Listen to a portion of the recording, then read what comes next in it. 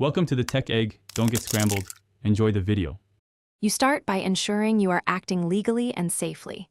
Buy a license or confirm trial limits because licensing enables full restores and support. Once done, stop using the affected disk and connect a clean external drive to receive recovered files.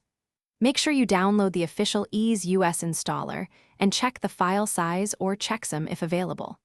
This avoids malware and corrupted installers. It also ensures the program can run with administrative rights when you install it next.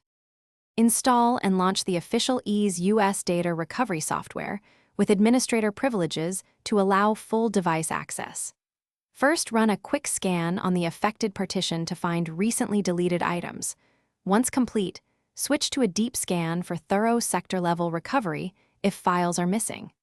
As results populate, use the built-in preview to confirm file integrity and timestamps before recovery. Make sure to save recovered files to the separate external drive you prepared.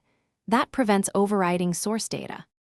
Once you confirm recoverable files, activate EaseUS with your purchased license to complete the restores without trial limits.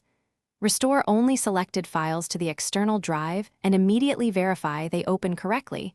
This confirms successful recovery. If you encounter read errors, incomplete previews, or the program won't activate, do not attempt illegal patches.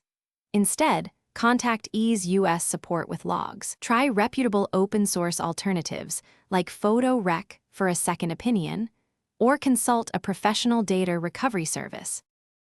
Thanks for watching. Consider subscribing if I helped unscramble your problems.